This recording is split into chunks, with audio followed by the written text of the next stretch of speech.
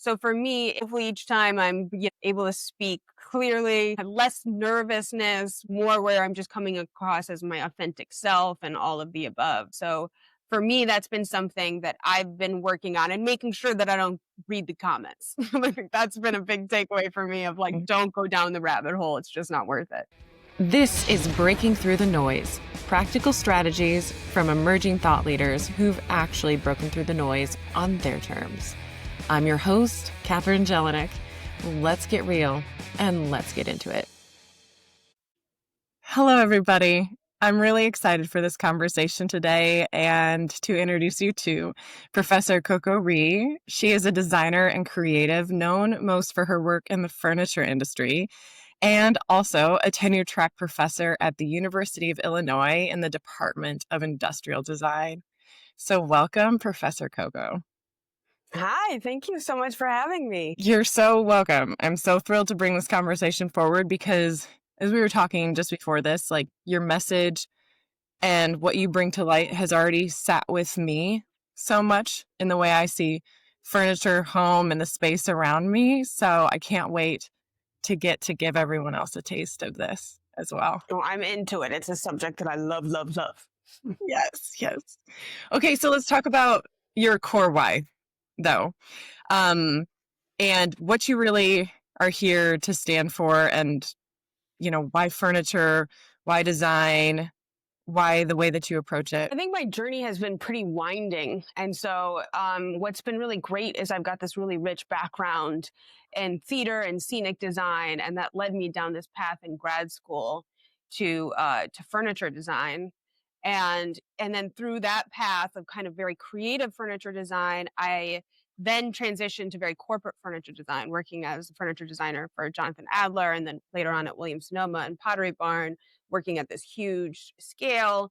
And then again, making the transition now to 2.5 years ago to academia, where I'm back to balancing kind of corporate furniture design or just design in general, also more creative, showing in galleries, and then teaching simultaneously. So I think one of the things that's exciting about my why is that it's always evolving. It's always developing. One of the best things about being a designer that like athletes don't have is that, they peak. They peak in their 20s. Whereas I don't plan to peak until my 80s and 90s. And so it's Oh this God, I love that. constantly evolving story.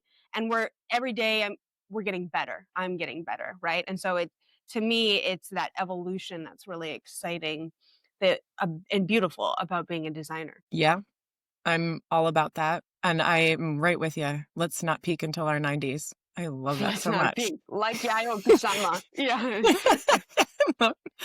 So I know that we talked about in our prior conversation that in your industry, people haven't traditionally liked blending art and design. We've kind of been like, designers stay over here, artists and creatives stay over there.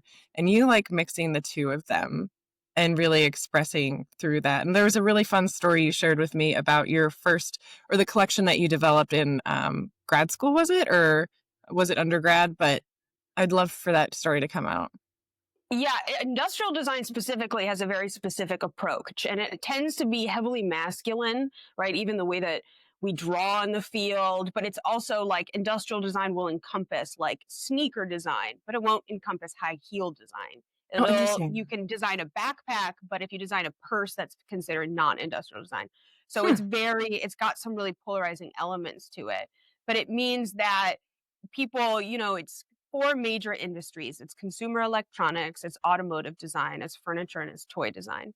And the approach to that tends to be, am I thinking in a way like, uh, you know, fast, quick, modern technology, mass manufacturing. And I kind of like merging the worlds of storytelling, design, art, and bringing those together. And so I was having a moment where, as I was making work and I was building my portfolio, I felt like it just lacked soul. It felt just very devoid of anything that was new and fresh and interesting. And so I ended up, for my thesis collection, starting to kind of build it in secret. And I like rented another space off of campus and I used that space to kind of fabricate majority of it. And I didn't show it to my professors until the very end um, of the semester and once the pieces were completely done.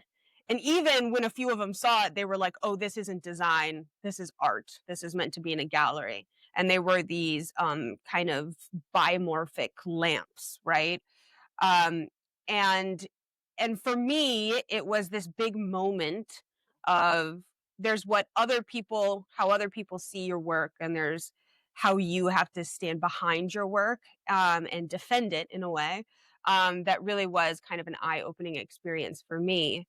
And so those lamps also went on to win the student award for the Interior Design Magazine New York City by Design Award. And then just recently, 2 years ago, I redid the lamps using a different kind of salvaged material. And what was great is that they then won the professional category for best independent design studio. So that was kind of a very full circle moment for me to Oh, see wonderful. that, standing behind something you believe in, even if other people are saying that it doesn't meet the criteria, that there's reward and there's beauty to that. Yes. And that you can't really create anything.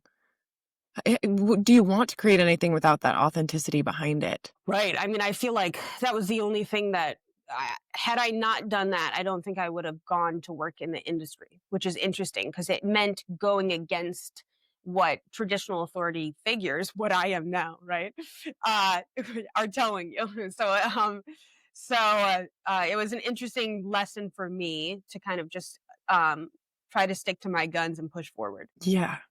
Uh, so I have two questions coming up and answer them in whatever order inspires you. Because one is like, now that you are the authority figure, how do you wield that authority differently in order to make space for authenticity that may not be in your, that may not be the way you see it, or to essentially not do what your professors did.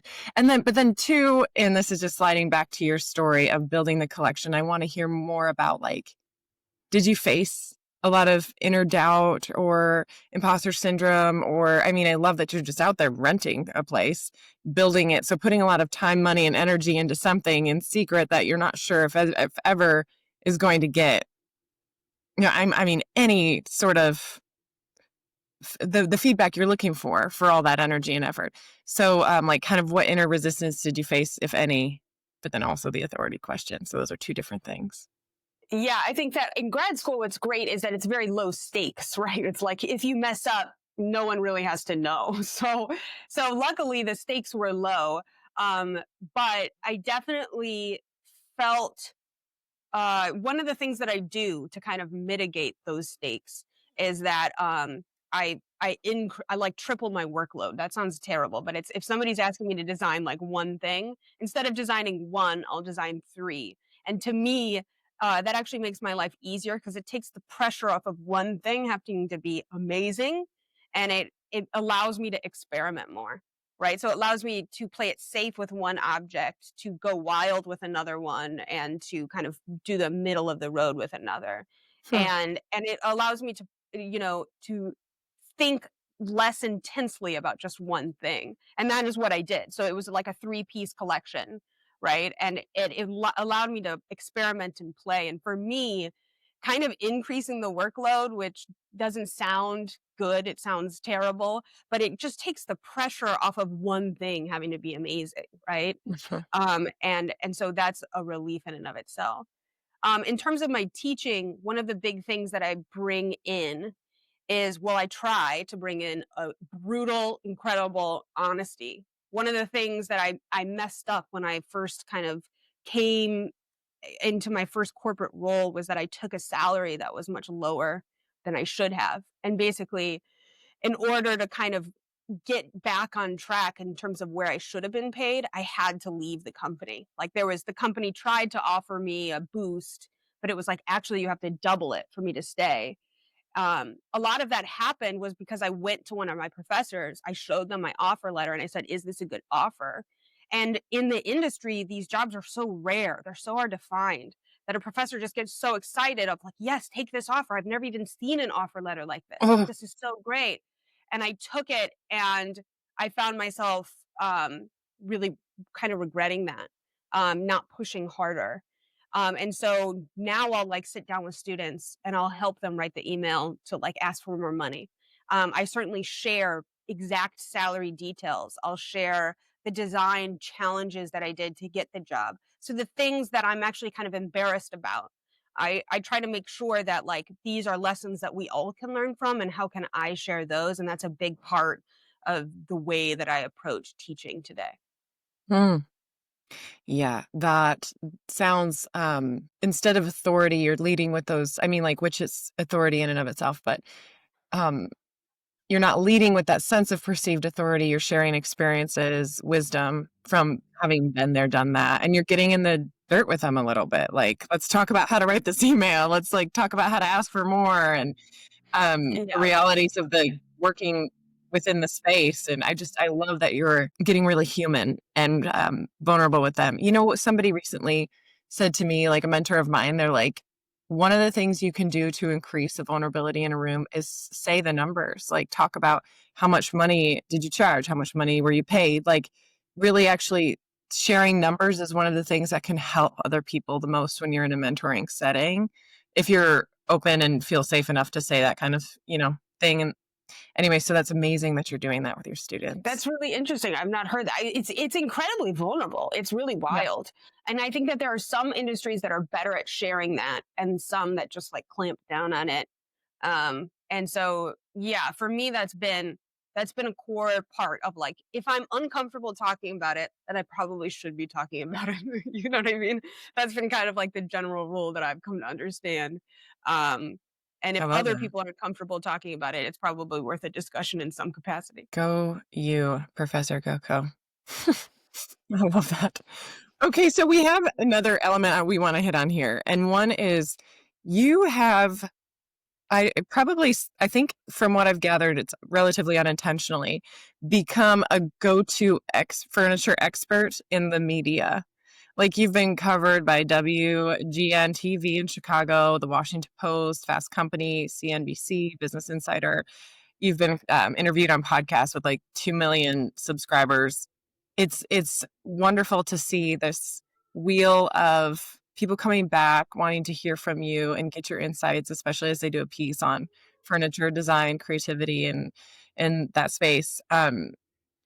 What's one thing that caused you to be the go-to expert in this? Like, is there a strategy or anything that you did that kind of cracked that door open and kept it open? Well, I think that there's a couple of things. There's the obvious. I have an intense enthusiasm for the subject, right? For what seems like a very mundane subject of the objects that surround us in our daily lives. I just have an intense passion for it. It just won't go away no matter what I do. So there's that, and I hope that that communicates when I'm interacting with people, that we don't take those objects for granted in our life.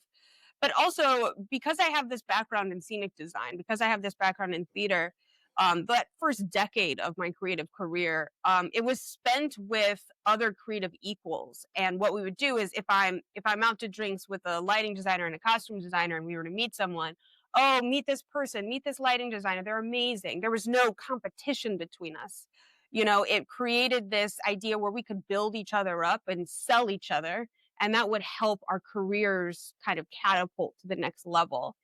And that really has stuck with me all these years later, right? It's been this idea of the I am more successful if the people around me are more successful. And so for me, it's been can I share other resources, right? It was Theodore Roosevelt who said the comparison is the thief of joy. And that's the truth. Like, it's like, I want to build everybody up. And so, one of the things that I do a lot when I'm talking to a reporter or something is I'm not going to pretend like I know everything, but I've got amazing people that I can help and share and connect with them so that they've got other sources in their articles that are great. They can get another perspective. They can get somebody who's an expert on something more specific. And so I think my goal is that that we all grow together and that we're all part of the story. And for me, I look at my role as how can I facilitate that? How can I help that? Yeah, I am pretty impressed by all of that. First, I just want to highlight amen to like enthusiasm opens the doors that should never get opened in the best way. Like, it's like I've Yeah, it's great. also experienced that where like sometimes it's just pure enthusiasm that gets me into a room I have no other reason of getting into. And it's just, I'm delighted to hear you say that because I wholeheartedly agree. But then the second piece here, um, that I just give you so much credit for is that you're sharing the spotlight. You have no problem saying, and talk to this person, and please go here for more information, and don't keep it on me. Let's go like get your story expanded. So for the sake of, the information being shared and to share it with other people and promote them, like you're pushing reporters and the media to find other resources and people. But then it's like total media karma. They keep coming back to you again and again and again, and you've got a great they know you to be that person who's a go-to person now.